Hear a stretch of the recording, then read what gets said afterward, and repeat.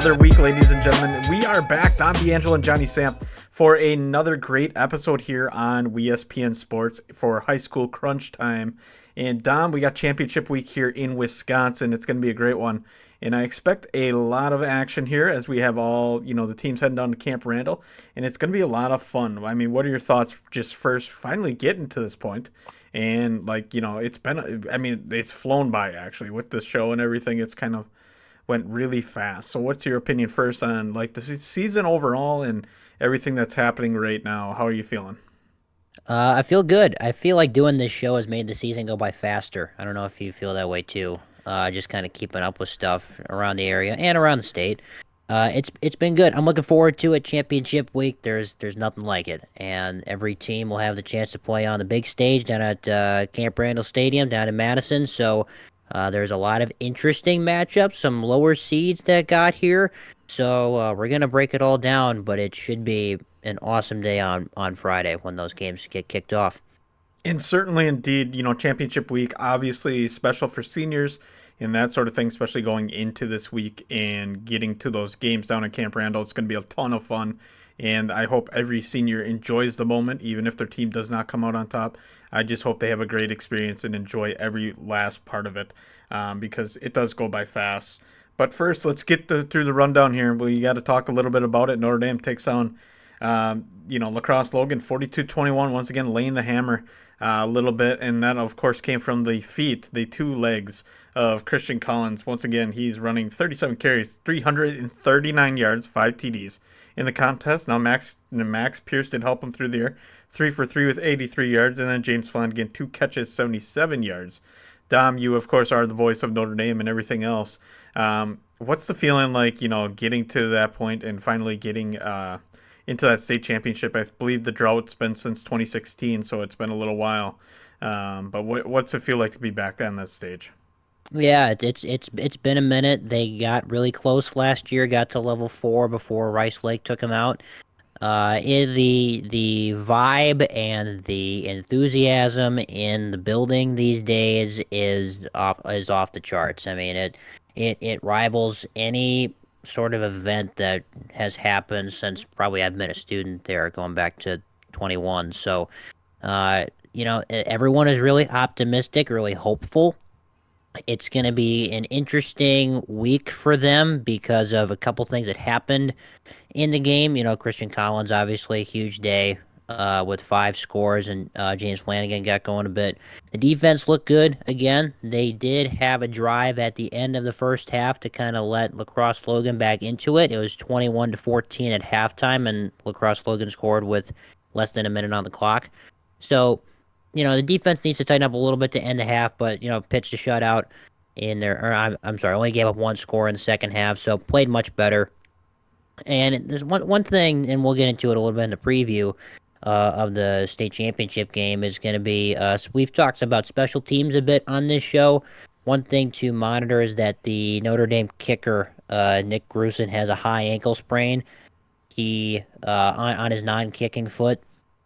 He was kicking off, and the Lacrosse Logan return man was coming right at him, and he kind of just got. It's one of those turf deals where he kind of got stuck and kind of went down funny on his ankle. So he's doing everything he can these past couple days to get ready for the game on Friday. Friday morning would be when they play. So something to just kind of watch for throughout the week. I'll be, I know a couple people who'll be calling the game down in Madison. I will not be, but that's one thing to watch in the special teams department. But the vibe and the atmosphere for this entire season has been really, really strong for this bunch, and they haven't won a state championship in 9 years, so it's been quite a while. So they're hungry to do it, and that's kind of been the message that they've had all season. And I think, talking about getting back to the state championship discussion, obviously it's got to be a good feeling to get back there finally. Even though it really hasn't been that long compared to most schools, Right. 9 years is really not that long with Drone. I'm just going to inform you on that, Dom. But anyways, yeah, it's going to be a good game. I feel like in Notre Dame, basically running the table this season just from the very start. Haven't lost a game yet. So now it'd be really disappointing if they do. I can't say that, but I feel like the legs of Christian Collins would remember who we did have on the show earlier this year. I mean, he just continues to cook, and nobody can seem to stop him in any sort of sense. Now he's looked better, but and it seems like he just has like just a ball of energy. I don't know if he does smelling salts before the game. Just wakes up. 37 carries. My goodness, for 339 yards.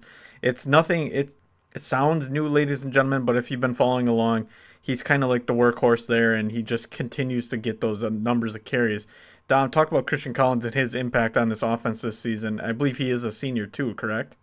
Yeah, he's a senior this year. He doesn't really like this nickname, but Mr. Touchdown is kind of what the team has dubbed him, which seems appropriate. 37 touchdowns through on the year.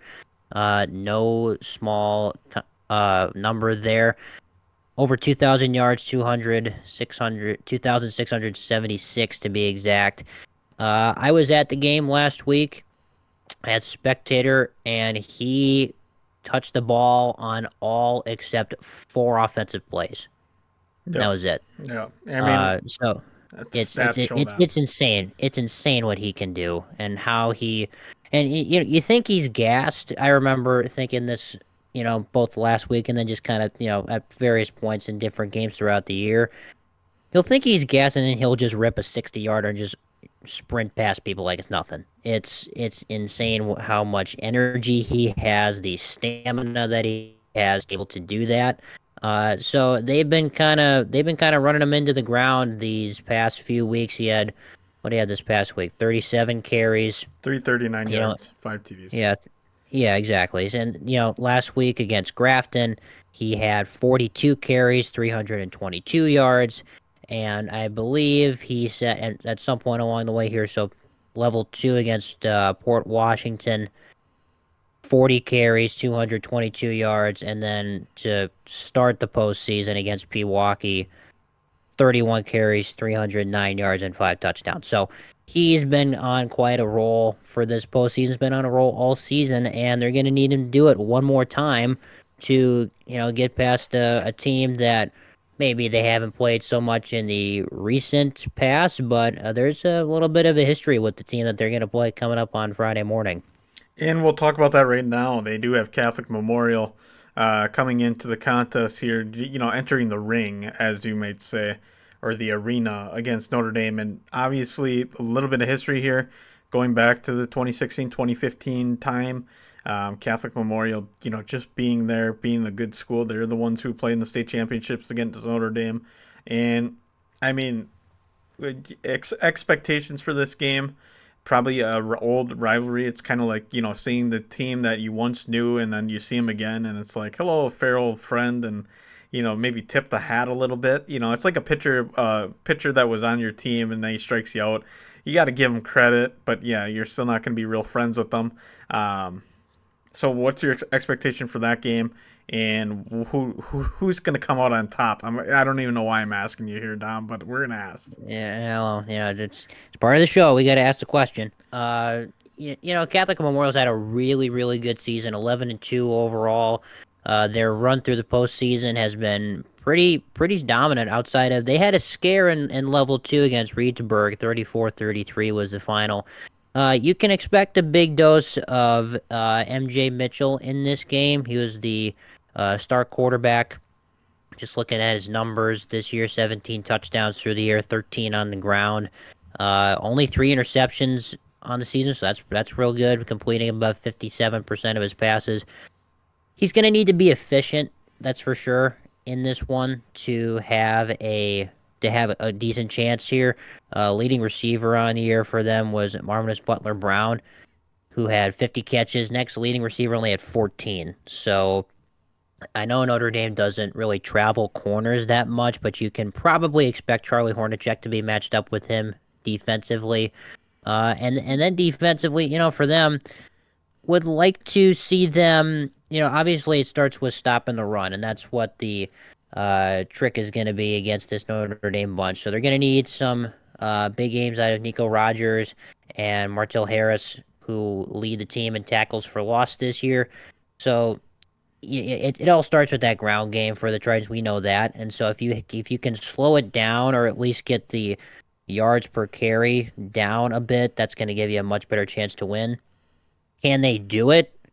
That's kind of the question we've been asking for everybody all year when it comes to Notre Dame. It seems like, because you know what their game plan is going to be coming at. It's just going to be to feed Christian Collins. So it should be an interesting matchup, and it's going to be kind of similar to some of the matchups that they've had in the past. In 2015, Notre Dame won the state championship. They beat Catholic Memorial 19-17. That's kind of an odd score for a football game, 19 points. But, it is what it is. And then in Yep, I'm not going to say 2016, maybe a safety in that contest. yeah, maybe, or a missed extra point, something Yeah. like that, maybe. Uh, and then in 2016, I believe 24-14 was the final score, and Catholic Memorial won that one. So, kind of, it took us nearly 10 years to get here, but we've got part three of the trilogy. So it should be a good matchup. Did you already ask me who I'm picking to win this game or no? I did ask you, but we haven't heard it yet. Okay, well, I will be picking the Tritons. I know I'm I probably was going to coming off. say, you go the other way here, Dom. You throw us Yeah, for a I real turn.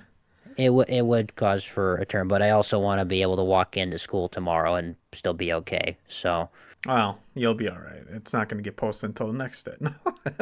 okay, so Friday morning No. when I'm not trying to get, thrown down in a trash can at Camp Randall somewhere. Well, that's always a good place to end.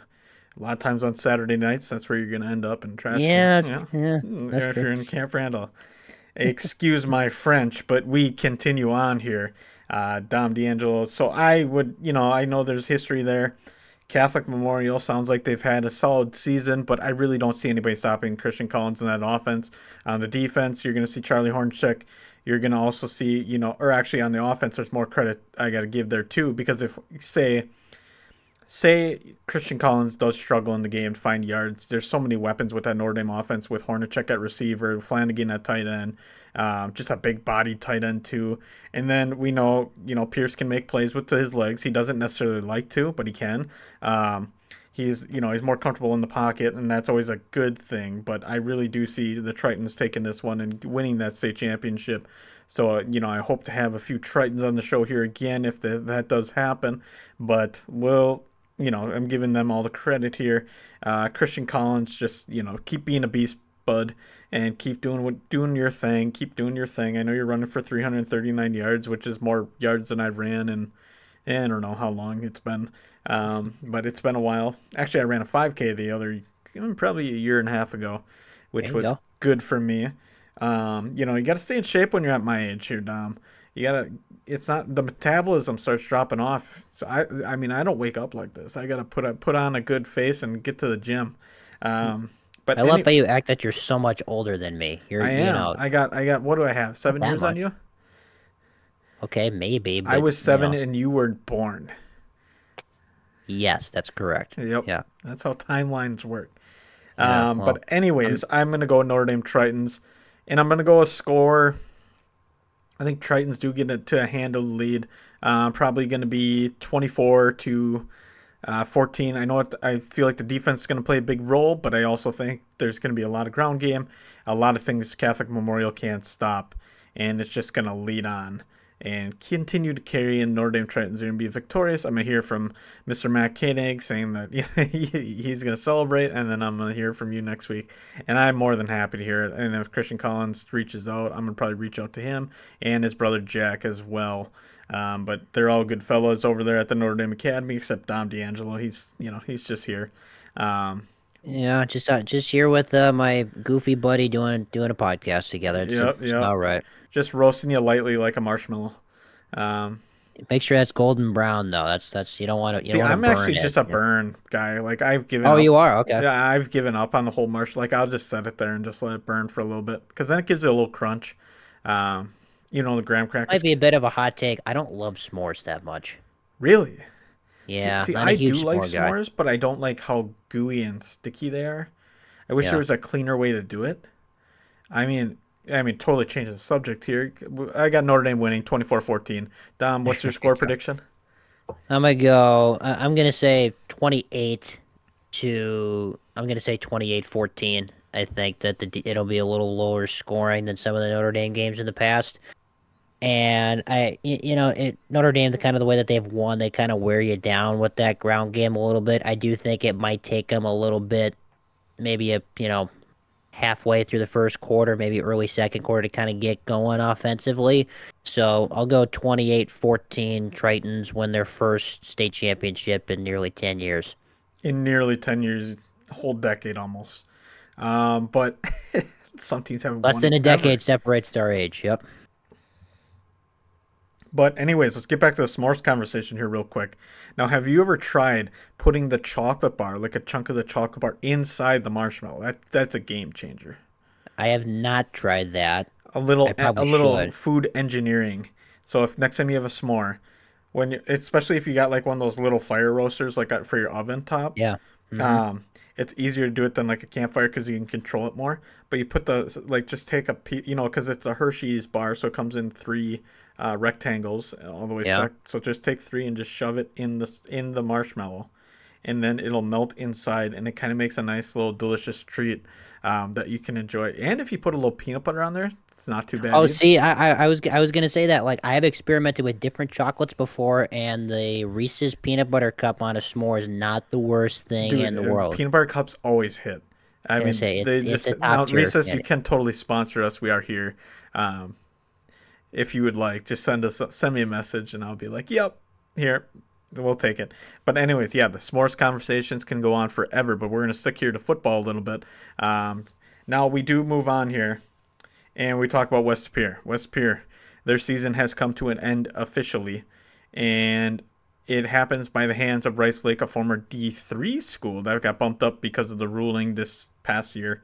Yep. And I mean, Grayson, phenomenal season for Patrick Grayson. He was 36-51, 456 yards in the game, two touchdowns, one interception. Now, on the season, he had 3,846 yards passing. So that's almost hit the 4K mark, was really close. And then he does have 49 TDs on the season, so almost at that 50 mark. Now on the ground, Evan Ott, he had 16 carries, 53 yards, and Brock Story through the air, or catching balls through the air, 7 catches, 116 yards. Any last thoughts for the Phantoms football season this year? I mean, it was really, excuse me, yeah, the Phantoms. I always get the Galloping Ghosts and Phantoms mixed up. Same colors, similar names.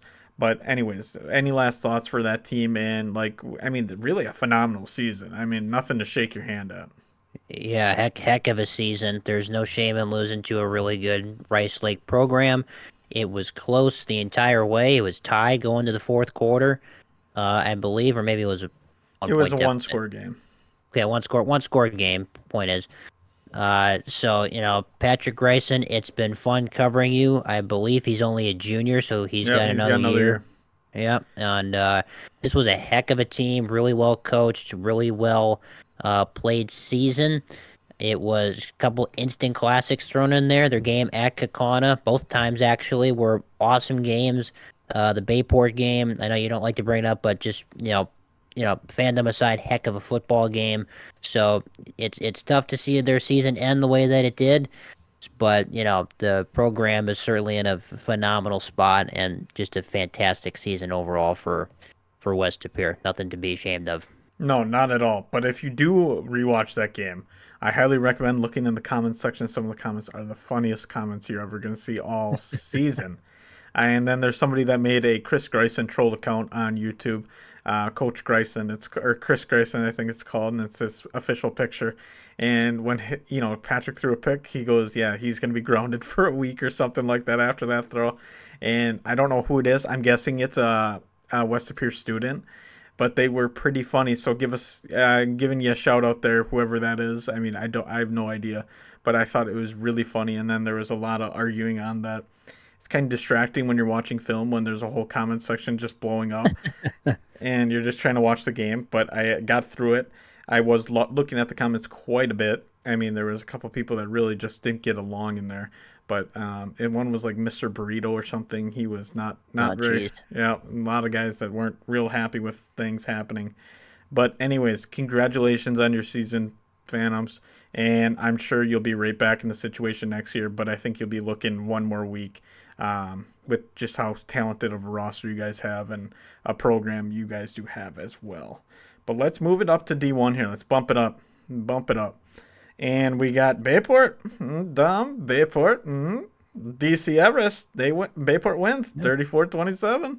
And Matt Stevens, 2012 of 16, 208 yards and 4 TDs. Brady Moon on the ground, 15 carries, 106 yards, 1 TD. Sawyer Torp, 4 catches, 135 yards, and 2 TDs. So have a little conversation here. I mean, we're back in the same formula. The two guys that started a podcast this year, both are, well, my alma mater, your current school, make it to the championship. What are the odds? Maybe it's a high school crunch time luck. It might be. It might be. So does this mean that we're gonna have, the same success in hockey and basketball and everything else too? I would totally expect it. I mean, I think the fans and viewers know it's we're just giving off this good vibes and good times. I mean, if you don't have the podcast, I mean, how are you supposed to get your team to the championship? Gonna say I saw the Bayport girls at Kakano last night. They got a couple good players over there. Olivia Williams, shout out to you, player of the game last night. Heck of a way to start your season. Shout out Uh, from Dom. I'm gonna say like she was good, man. She's got that float. I know we're getting off topic here. She's No, got it's all that good. little floater in the lane, that kind of lost art, little mid range floater. Man, it's nice. Oh, It's just nice. one reel that really kind of gets a lot of height to it. No, it just not. It's not a crazy arc to it. It's just like the perfect soft touch Finesse, to it, and a little finesse to it. It's really really nice. just like a pitching So wedge on a green for me. Usually, yeah, I yeah, just scull it across, and then you go chase it out around the other side, which is always fun. Or a lob wedge because they have a more loft. You hit the bottom of it and then it sure. just skips across like a rock. But anyways, back to football here. We'll talk about it here. Bayport once again beating DC Everest and moving on to the state championship. Yeah, they jumped out to a really early lead, 21-7 at halftime. Matt Stevens played really good, efficient ball both through the air and on the ground. I think on the ground is probably where I was most impressed with him.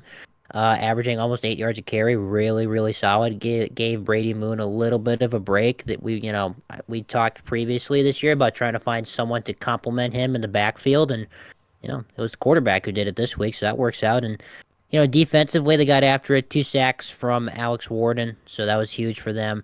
And also, Mikey Jones picked off a pass, as well as Jackson Otradovic. So they were forcing turnovers, and I remember I think it was 34-21 with only 2-ish minutes, maybe even less than that, left in the fourth quarter, and I think then DC Everest scored. So it might look a little bit closer than it really was. Bayport was up by a lot for majority of this game, and then they just kind of took their foot off the gas in the fourth quarter to make it a little bit closer of a score. But they got past the Cinderella story. 7 seed coming in, and they've now got a really interesting matchup with Muskego that And we'll I just talk want to about in point a out you second. picked McGonigal last week, so Yeah, I did. yep. It happens. It happens. Have you been keeping track? Did you go through and tally what we all said last week? So what we said. So I just last week I put what did I put here? I put yeah that you said. You said McGonigal. I said Muskego. Okay. And then in D2, I think we were both set on West, or you said Rice Lake, so you're right. I Yeah. said West Appear. And then we both picked Badger for that one. And Mm. then NDA, I think you actually picked Catholic Memorial. I picked Lutheran. And so you're better. You got the 2 out of 3. I got 1 out of 3. But you got the big one though. You got the D1 prediction right. So Yeah, so that should count for like double points. gonna say that means something, Maybe right? we should put like a tracker up in the corner next and like basketball season, see who picks right more often. Oh, it'll be like yeah, it'll Like be a like scoreboard. yeah, yeah, exactly. It'll be like on. Big ideas, people coming to the Yeah, podcast. gonna say I know like my on NFL like game day morning or something like that. They'd like pick games and like they keep track of who's winning. We should do that. That'd be kind of fun. Yeah, and it makes things more exciting. We do it for basketball and hockey when we do the shows. There you And go. then Yeah. we'll just have it. Yeah. Back on topic, though. Bayport takes on DC Everest. Once again, we talked about it. Leading by a bunch and then just kind of letting off the gas in late. And now they have Muskego, they have history with. I believe actually a couple years ago they did lose to them in the state championship. So it's kind of like a rekindling of the flame here in the old relationship at the D1 level between Muskego and Bayport. Now, I mean, the first time they played them, I believe that was in 2021, That and sounds right. that was the last time they were at the state championship, and they did lose. Now, new coaching staff, new structure around that team. Do you think that makes a difference for the Bayport Pirates? Yes, because it's going to be something completely new from what Muskego has seen before. I do think it is, maybe something to point out that Muskego overall is 9-4 on the year against some really tough teams. So maybe they're a little more battle tested than we're potentially giving them credit for. But I do think coaching in this game does make a huge difference. I think it'll also make an equally, amount of difference maybe in a previous game that we talked about, Notre Dame and Catholic Memorial, with this being Coach Rader's first team that he's taken to a state championship. So I think coaching will have an impact on this game. And just quite honestly, the way that Bayport's been rolling recently, I know they had a little hiccup in the middle of the year with that West Superior game there. And, we can sit here till we're blue in the face about that one. But I mean, since then, they've been on a roll. They've been just trampling people, outscoring them left and right. So I do think coaching will make a big impact in this one. But is it what's going to make a bigger impact? Do you think the new coach at Bayport, or maybe the battle readiness of Muskego in that gauntlet of a schedule that they played this year? I mean, considering I'm probably leaning more towards Bayport, I'm going to go to the coaching. Just gives a different offensive look and everything else. Now the battle tested, obviously, but that can also set attrition and make teams, True. tired because you're playing tough teams all the time. It's now November. You've been doing it since the beginning of late August, and it's a lot of weeks of football, and you never know what can happen. But I got a feeling Bayport might get the crown here this year. And if I had to give a score prediction, I think Bayport hits that 40 mark, probably 42. And then I think Muskego's right behind them, though. I think they probably tally like mm, probably 28, maybe 35, Okay. somewhere in that ballpark. You think it's going to be similar to last week where Bayport gets up by a ton, or you think it's going to be pretty No, I close think it's going most to be of the pretty way? close right down to the end. And then I think Bayport just kind of pulls away with a couple of their. Sure. Now we're seeing Matt Stevens, just getting on the ground, doing his thing, being more consistent with the ball. I think you have a big night from the receivers. And then I think the defense just wears out Muskego. We got a big defense. You got a big led by a couple guys, Nick Hawker, Max Romanesco, Gauthier. A lot of those guys are just going to play really good ball and continue to play good ball. And I just see the Pirates winning it. And I know I'm a little biased, but you know what? Who isn't? So I'm going to go with the Pirates there. Who do you got? Uh, I'm going to be different. I'm going to take the other side because I picked against them last week. So maybe I'm the kiss of death when it comes to these guys here. So maybe they want me to pick Bayport so they can, have good karma on their side. One thing that they've got going for them, Muskego, they've got 2,000-yard rushers who both have double-digit touchdowns. So that's something that, I don't know that Bayport's really seen all year. It can be, some different packages thrown at them there. I do think it is close. I think if Muskego's going to win this game, they're going to win it close. So I'm going to go, and I think it's going to be low scoring if that happens too. So I'm going to say 24-21 Okay. and for Muskego. And I think that Gabe Walden is going to kick the game winner, and he's going to be the local town hero for Muskego over Bayport. So 24-21 in bit of an upset, because I believe Muskego's the what, 4 seed in the bracket, I believe? Yeah, 4 seed. Bayport's a 2. So They were ranked number 2 in the state at the beginning of the season. that is correct, yeah.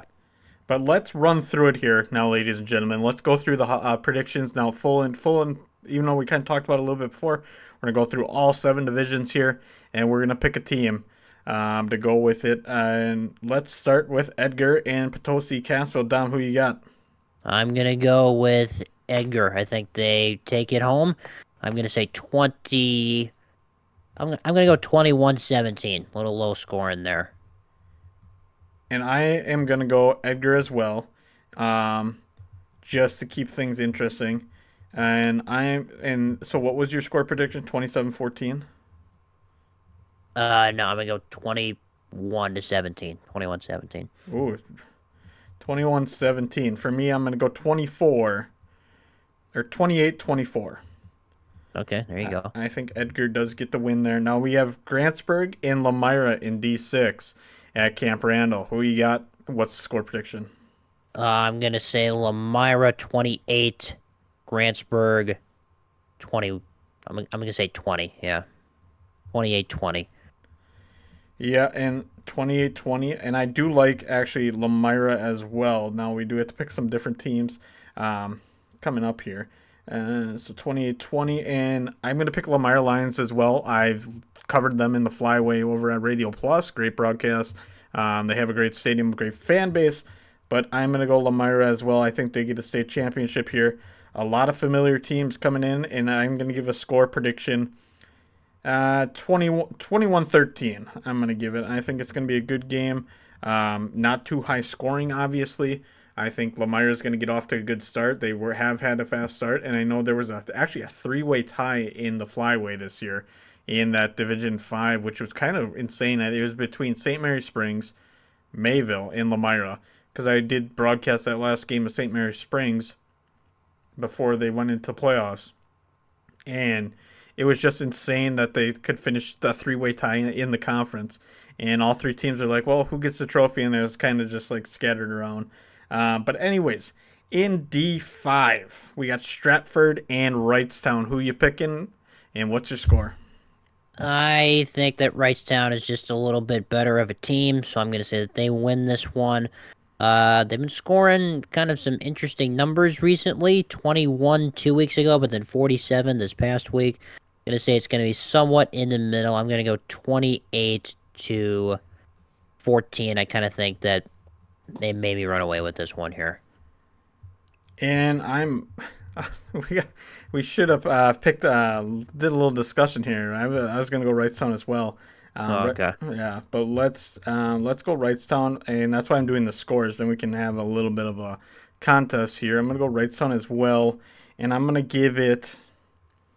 I'm gonna go because they do average a lot of points per game, and they just blew out the last team they played Mm-hmm. in the contest. And so, like, you look at it here, Wrightstown did have a big game, and it blew out Northwestern 47-16.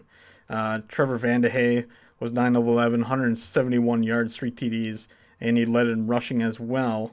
So we got Tiger versus Tiger, and I'm going to go with the Wrightstown Tigers just because they're more of a local team, and we'll give them a score of, I think they get to a 35 mark for Wrightstown. And then on the other side, I'm going to go with, so I'm going to go Wrightstown 35, and then I'm going to go Stratford, I think 21. Okay. 35-21. Now Baldwin Woodville in D4. Baldwin Woodville versus Racine St. Catherine. Who you got? Racine St. Catherine wins this one. Gonna be low scoring, 21-13. Okay. I'm going to go the other direction here. I'm going to go Baldwin Woodville. Come on, guys. We can do it. And we're going to go. I'm going to go similar, but I'm going to go 28 for Baldwin Woodville. And then I'm going to go 28-17 in favor of Baldwin Woodville. I Okay. think they just do get the win there. And we do see them moving on. Now, D3, we did talk about it. Notre Dame Catholic Memorial. Dom's got Notre Dame. And then let's just get a written down score prediction. Let's go 28-14.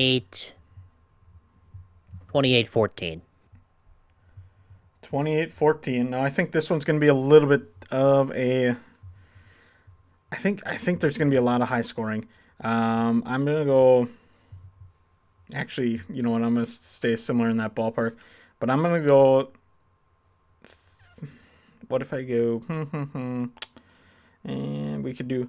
I'm going to go 31. We're gonna get that kicker. He's gonna be better. I know he has his Gonna top ankles. it out. Yeah, There you yeah, go. yeah. He's gonna have a big moment here.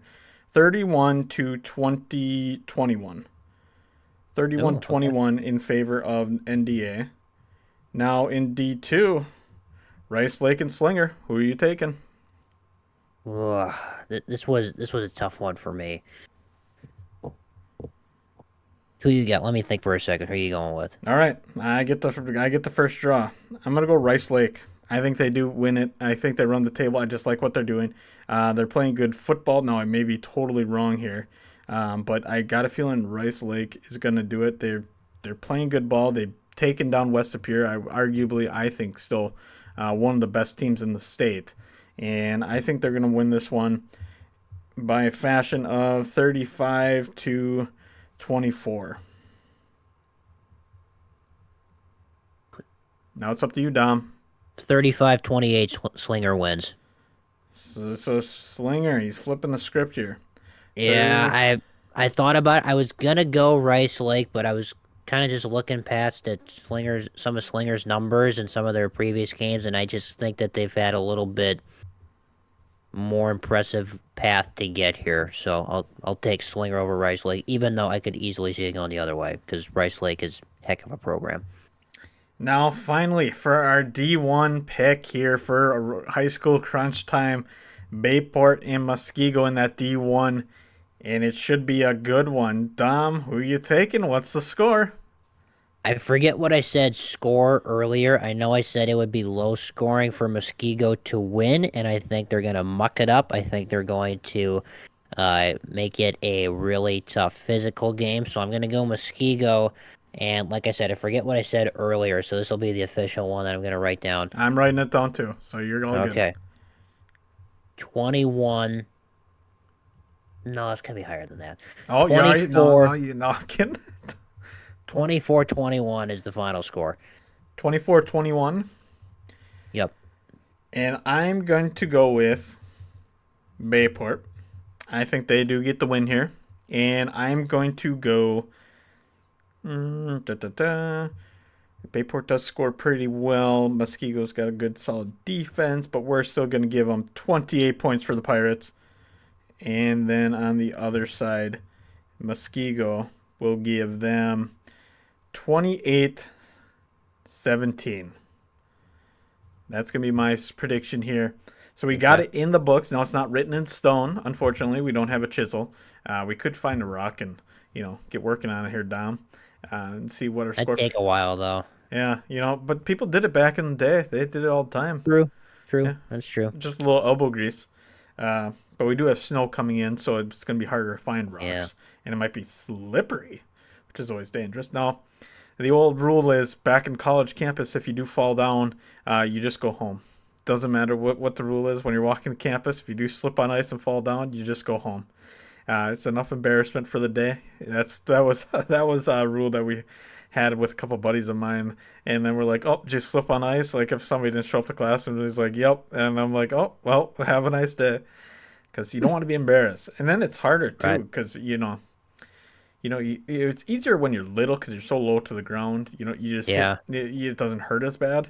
Now you got all that weight and you hit the ice. Oh, it's terrible. Right on the can, and then you just get embarrassed, and everybody laughs, and it's no Yeah. It's fun. it's it's tough. But It's it will tough. make for fun football. I can say that for high school True. football, it will make for fun True. football with the colder weather coming in. So I expect a lot of ground game, a lot of running here, Dom, in this championship week. But we're pretty much wrapped up. It's been a quick show, once again, but we don't have much to talk about other than that. Now, next week we will be transitioning more towards winter sports and moving forward with that area of discussion. But I mean, do you have anything else you want to mention? Anything else you want to say before the big championship game? I don't think so. We'll get more into basketball and hockey and everything else winter related next week. So we'll save takes and conversations for then. So good luck to everybody these next couple of days down at Madison. It should be at some really really good games. Looking forward to seeing what happens. Yep, I am too, and I do want to wish everybody a best of luck. I mean, all local teams around here in Northeast Wisconsin, best of luck. See if you can bring home the gold, and it's always a fun adventure. Now, I did say it like in the beginning of the show, it's a great experience for everybody. Just to get down there, just get to play football in that big stadium, that big venue. It's going to be a ton of fun to see what happens, and I can't wait for our show next week because we're going to do a little recap of what happened here in the championship round. Then we're going to move to our winter sports show, and that'll make it a little bit more fun as we move towards the colder season and a snowfall happening. I think here tonight is just more fitting for that winter sports. But I mean, this high school football season has flown by, Dom, Yeah. and I think in part it is because we do talk every week and do a little recap. It makes things a little bit more fun. But signing off for the High School Crunch Time show, or podcast, excuse me, is Dom D'Angelo, and I'm Johnny Samp. I hope you guys have a great Friday, Saturday football contest, and we hope to talk about it next week. And be sure to tune in for our first winter sports show. You're watching ESPN Sports. Have a great night.